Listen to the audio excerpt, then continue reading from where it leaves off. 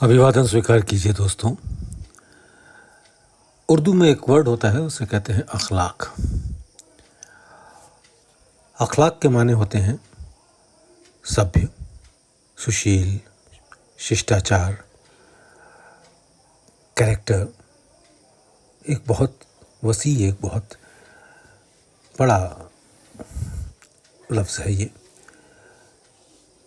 लालाजी साहब का एक आर्टिकल अखलाक मैं आज पढ़ने की कोशिश कर रहा हूँ, बताइएगा। अखलाक समर्थ गुरु श्री रामचंद्र जी महाराज, फतेहगढ़। एक बात मैं हर शख्स से कहता हूँ, बल्कि बाआवाज़ दुहल कहता हूँ। बाआवाज़ दुहल का मतलब होता है नगाड़े की चोट पर। एक बात मैं हर शख्स से कहता हूँ, बल्कि बाआवाज़ दुहल कहता हूँ कि अपनी अखलाकी हालत संभालने की हर जिज्ञासु को प्रारंभ से ही कोशिश करें।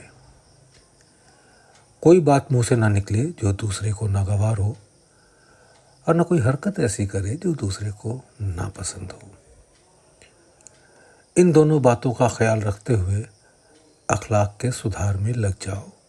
यही इब्तदाई उसूल है। इब्तदाई मीन्स प्रारंभिक उसूल है। मैं रूहानियत का इस कदर दिलदादा नहीं जितना कि अखलाक का। रूहानियत माने आध्यात्मिकता। दिलदादा कहते हैं आशिक या स्टॉन्च सपोर्टर। मैं रूहानियत का इस कदर दिलदादा नहीं जितना कि अखलाक का। कोई शख्स अगर ध्रुव पद तक अपनी रसाई कर ले, मगर अखलाकी कमज़ोरियाँ अगर बाकी रहें, तो मैं समझता हूँ कि अब तक उसे असल जौहर प्राप्त नहीं हुआ। मुकम्मल अखलाक वो है कि हर चीज़ जो इंसान में है एतदाल पर आ जावे। एतदाल कहते हैं बैलेंस, मुकम्मल कहते हैं कंप्लीट। मुकम्मल अखलाक वो है कि हर चीज़ जो इंसान में है एतदाल पर आ जावे और वही कैफियत अपना ले, वही हालत बन जाए। यदि इसका भी अभाव कर दे तो इसकी बराबरी कोई नहीं कर सकता। ये बात मुश्किल से नसीब होती है, किंतु इसका मतलब ये नहीं कि हिम्मत ही न बांधी जाए। अब सवाल उठता है कि क्या तहजीब व अखलाक के बिना आध्यात्मिक उन्नति नहीं हो सकती? इसका बरतना क्यों ज़रूरी है और इसका असल उसूल क्या है? आगाज़ आलम से पहले, आगाज़ आलम सृष्टि निर्माण से पहले हर चीज़ कामिल अखलाक पर थी। कामिल मीन्स परफेक्ट, कंप्लीट। आगाज़ आलम से पहले हर चीज़ कामिल अखलाक पर थी। ज़माना गुज़रता गया, बैलेंस नहीं रहा। प्रत्येक आध्यात्मिक संस्था किसी न किसी रूप में यह मकसद रखती है कि हम अखलाक को अपना लें, जिससे कि वही कैफियत हमारी बन जावे जो शुरू में थी। अखलाक केवल यही नहीं है कि दूसरों को केवल खुश किया जाए, बल्कि इसके व्यापक अर्थ हैं। वो ये कि जब हम अपने हवासों को, हवास कहते हैं चेतना, चित्त, जब हम अपने हवासों को इस कदर एतदाल पर ले आए, बैलेंस पर ले आए कि उनकी उसी से मिलती जुलती कैफियत हो जाए जो ऊपर बयान की गई है। हम अपने हवासों पर इस कदर प्रेशर डाल दें कि वो इस हद तक उभर न सकें जिस हद तक उभरना नहीं चाहिए। ये बात कैसे हो सकती है? इसके लिए खारजी असरात भी मददगार होते हैं। खारजी कहते हैं एक्सटर्नल, असरात में कहते हैं इन्फ्लुएंसेस। असर के प्लूरल को असरात कहते हैं। इसके लिए खारजी असरात भी मददगार होते हैं।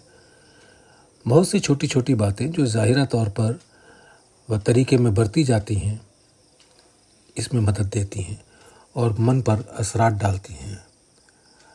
हम एक बुज़ुर्ग के पास जाते हैं तो ज़ाहिरा अदब बरतते हैं, ज़ाहिरा मतलब ज़ाहिर रूप से, अदब मतलब रेस्पेक्ट, रिगार्ड्स। जब हम किसी बुज़ुर्ग के पास जाते हैं तो ज़ाहिरा अदब बरतते हैं। बुज़ुर्ग से मेरा अर्थ केवल रूहानी बुज़ुर्ग से नहीं है, बल्कि जो भी अपने से बड़े हैं। जिस समय हम पहुंचते हैं, पहला ख्याल ये होता है कि कोई बात हमसे ऐसी सरजद ना हो जावे जो हमारे बुज़ुर्गों को नागवार हो। सरजद माने घटित। पहला ख्याल ये होता है कि कोई बात हमसे ऐसी सरजद ना हो जावे जो हमारे बुज़ुर्गों को नागवार हो, बल्कि ये कोशिश की जाती है कि रफ्तार, गुफ्तार और सकरात से भी ये बात जाहिर ना होने पावे। रफ्तार कहते हैं चाल चलन, गुफ्तार कहते हैं बातचीत करना, सकनात कहते हैं पहनावे को।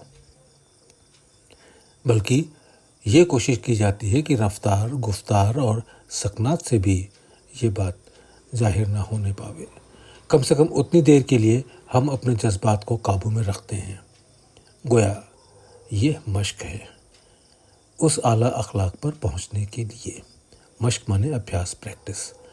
आला मीन्स टॉप, बेस्ट। गोया यह मश्क है उस आला अखलाक पर पहुंचने के लिए। अगर अपनी यही आदत बना ली जावे तो कुदरती तौर पर हवासों की स्वयं ही दबाव की सूरत पैदा हो जाएगी। इसके विरुद्ध यदि हम इस बात पर अमल नहीं करते तो वो सूरत बिगड़ती ही रहेगी। अतः ये ज़रूरी है कि सदाचार के नियमों का पालन किया जावे।